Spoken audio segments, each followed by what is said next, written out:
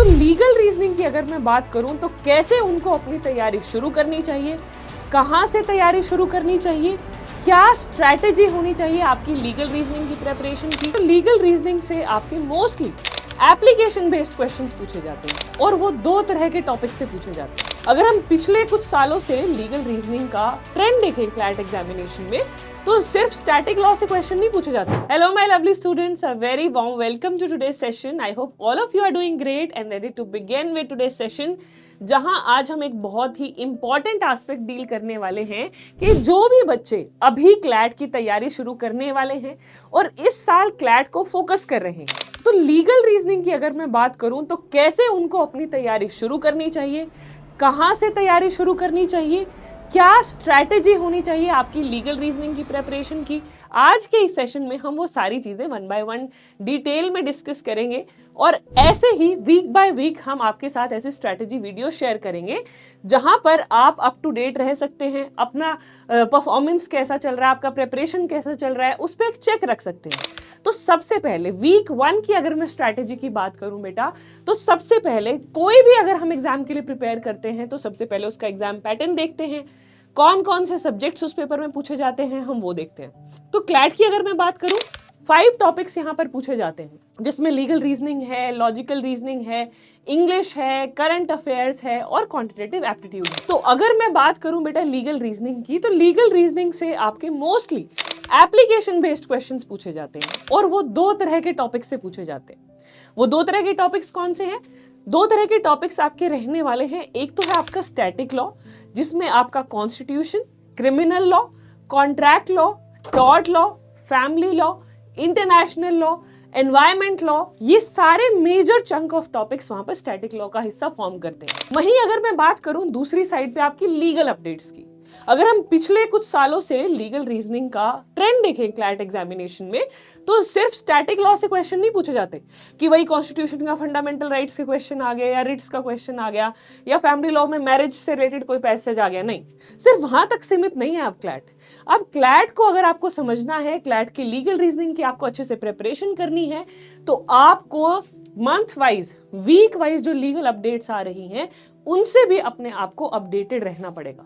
तो अगर मैं वीक 1 से रिलेटेड आप सभी को सजेशन दूं, सबसे पहले गेट फेमिलियराइज्ड विद द सिलेबस कि आपका लीगल रीजनिंग का क्लैट 2026 के लिए सिलेबस क्या रहने वाला है, जो अभी मैंने आप सभी के साथ शेयर किया। दूसरा, एग्जाम पैटर्न आपको पता होना चाहिए, किस तरह के क्वेश्चंस आपसे पूछे जाते हैं।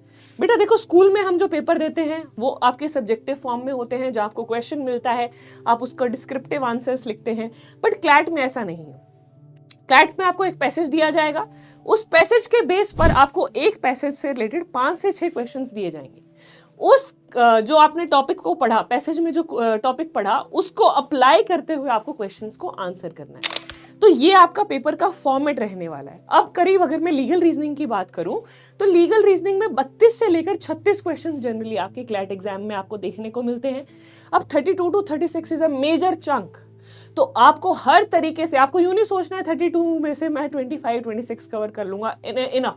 आपको टारगेट करना है maximum marks. You have to target for the maximum marks, और मैक्सिमम मार्क्स टारगेट करने के लिए आपको आपका पूरा सिलेबस अच्छे से कवर करना है। तो सिलेबस अगेन बहुत इंपॉर्टेंट रोल प्ले करता है। स्टैटिक लॉस के लिए तो आप सभी को पता है, यू हैव वेरियस सोर्सेज। बच्चे कंफ्यूज होते हैं कि मैम स्टैटिक की तो हम शुरुआत कर देंगे। सपोज स्टैटिक की अगर हम बात करें, लेट्स से स्टैटिक में आपने कॉन्स्टिट्यूशन शुरू कर लिया, एक बारी में एक टॉपिक से शुरू करो जिससे भी आप कंफर्टेबल हो। अगर आपको लगता है आपने, क्योंकि इंडियन पॉलिटी में क्लास 10th तक कॉन्स्टिट्यूशन के कुछ कुछ टॉपिक जरूर पढ़े होंगे, तो आप कॉन्स्टिट्यूशन से अपनी तैयारी शुरू कर सकते हैं। कॉन्स्टिट्यूशन के टॉपिक पढ़ने शुरू करो, कॉन्स्टिट्यूशन का इंपॉर्टेंस क्या है, फीचर्स क्या है इंडियन कॉन्स्टिट्यूशन के, उसमें जो सबसे इंपॉर्टेंट टॉपिक्स हैं आपके एग्जामिनेशन पॉइंट ऑफ व्यू से, फंडामेंटल राइट्स, रिट्स, इमरजेंसी की प्रोविजंस, उसके अलावा हमारा जो सेंटर स्टेट के रिलेशंस हैं उनके बारे में अगर हम बात करें, उसके अलावा फंडामेंटल राइट्स से जुड़ी हुई रिस्ट्रिक्शंस क्या हैं, इनसे जनरली बहुत बार आपके क्लैट के एग्जाम में पैसेजेस पूछे गए हैं। ये तो हो गई वीक 1 की आपकी क्या कहते हैं स्टैटिक की प्रिपरेशन। अगर वहीं मैं लीगल अपडेट्स की बात करूं, वीक ऑन वीक आपको लीगल रीजनिंग के इन दोनों एस्पेक्ट्स पे फोकस करना है। स्टैटिक लॉ को भी पढ़ना है और करंट ट्रेंडिंग लीगल न्यूज को भी कवर करना है। अब करंट ट्रेंडिंग लीगल न्यूज की मैं अगर बात करूं, तो वो आप कहां से कवर करेंगे? लीगल न्यूज में बेटा दो चीजें कवर हो सकती हैं यहाँ पर। एक तो आपकी जजमेंट्स, चाहे वो सुप्रीम कोर्ट की कोई इंपॉर्टेंट जजमेंट आई है या किसी हाई कोर्ट की कोई कंट्रोवर्शियल जजमेंट आई है, ये दोनों आपको कवर करनी है वीक वाइज। और दूसरा आपको क्या कवर करना है, अगर कोई नया कानून कहीं पर पास हुआ है, चाहे वो इंडिया में हुआ है, चाहे वो इंटरनेशनल लेवल पर है जो बहुत कंट्रोवर्शियल है, चाहे वो किसी स्टेट में भी पास हुआ है, ऐसे लॉज को आपको नोट डाउन करना है। देखो, अगर आप अभी से अपनी लैंग्वेज में नोट्स बनाने लग जाओगे इन लीगल अपडेट्स के, तो बाद में आपको इसके इंपॉर्टेंस का एहसास होगा कि भाई उस समय मैम की जो वीक 1 की एडवाइस थी वो हमारे बहुत काम आई। अब ये जो शुरू से ही वीक 1 से बच्चे ये एडवाइस फॉलो करेंगे कि स्टैटिक लॉ भी साथ में करना है और ट्रेंडिंग लीगल टॉपिक्स भी साथ में करने हैं, उन्हीं को ही एज मिलेगा प्रिपरेशन में। जो बाद में 4 महीने बाद भाई लीगल अपडेट्स देखने लगेंगे, of course they will not have an edge over the other students. तो अभी वीक 1 के लिए लीगल रीजनिंग की मेरी सभी बच्चों को यही सजेशन है कि आप लोग कॉन्स्टिट्यूशन का एक टॉपिक शुरू कर सकते हैं, basic features of Indian constitution, and you may also start with the topic of fundamental rights, क्योंकि ये दोनों ही टॉपिक्स ऐसे हैं जिनके बारे में आपने कभी ना कहीं सुना होगा। तो आप इसको पढ़ना भी शुरू करेंगे तो आप इसके साथ फेमिलियर होंगे, आपको समझना आसान होगा। दूसरा, इसके क्वेश्चन जरूर प्रैक्टिस करना, एप्लीकेशन बेस्ड क्वेश्चंस इसके प्रैक्टिस करने हैं आपको। इसके लिए आप क्लैट के PYQs देख सकते हैं, वहां से भी क्वेश्चंस प्रैक्टिस कर सकते हैं। वहां पर भी कॉन्स्टिट्यूशन के मल्टीपल पैसेजेस पूछे गए हैं फंडामेंटल राइट से रिलेटेड। पर्पस ये है जो भी टॉपिक आप पढ़ो उससे रिलेटेड आपको कुछ क्वेश्चन जरूर प्रैक्टिस करने हैं। दूसरा, जो मैंने करंट ट्रेंडिंग लीगल अपडेट्स के बारे में आपको बताया, वो भी आपको पैरेलल, मतलब दोनों, ये गाड़ी के वो 2 पहिए हैं, उसमें दोनों जब तक पैरेलल नहीं चलेंगे तो बात नहीं बनेगी।